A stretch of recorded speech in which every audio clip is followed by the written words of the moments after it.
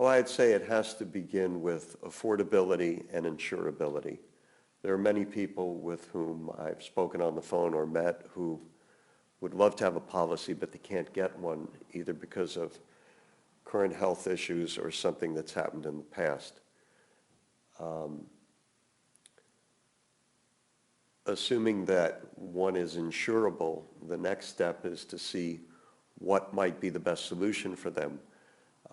For many, that is what we call traditional pay-as-you-go long-term care insurance, kind of in the nature of fire insurance on your home, in the sense that every year you don't need benefits, the money you spend on premium is gone, unless you have a return of premium rider, side issue. That's one solution, pay-as-you-go. The other, which is becoming more and more popular, is what we call a hybrid. So it's a life insurance policy or an annuity with long-term care features and benefits.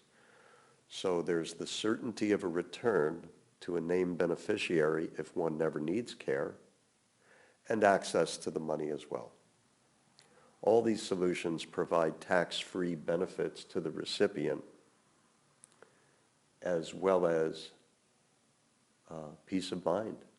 Let's say, for example, some financial advisor or insurance person that could have been more skilled took an application from somebody who had suffered a particular cancer, and the look-back period might be 3 years, for example, and they took that person's application inside 36 months post-op. Well, unfortunately, that person ended up being declined because they had not yet satisfied a transitory period of uninsurability. They're now insurable. So we always like to dig deeply and find out what was the issue and why were they declined. Beyond that, if they're still uninsurable for traditional long-term care insurance, there may be other alternatives where the underwriting is mortality-based rather than morbidity-based. For example, life insurance with long-term care features. And I have, in fact, helped people with life insurance with long-term care features who have been turned down for traditional long-term care insurance.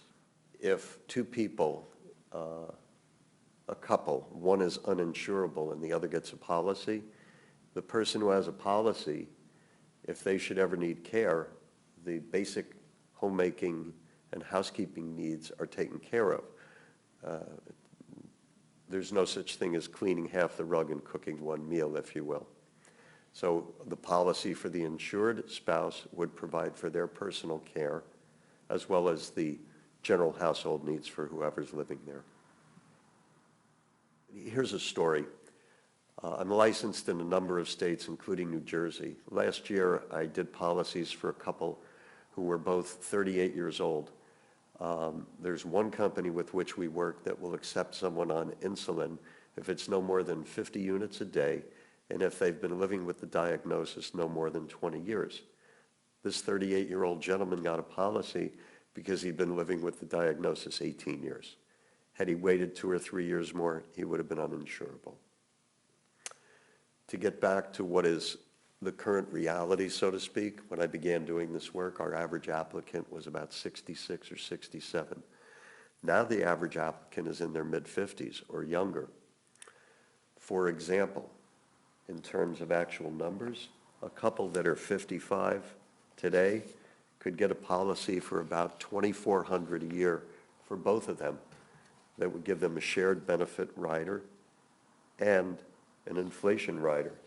If that same couple waited 10 years to get a policy, they'd have to buy a higher benefit to make up for the lost inflation, and instead of $2,400 a year, it would be closer to $4,700 a year at age 65.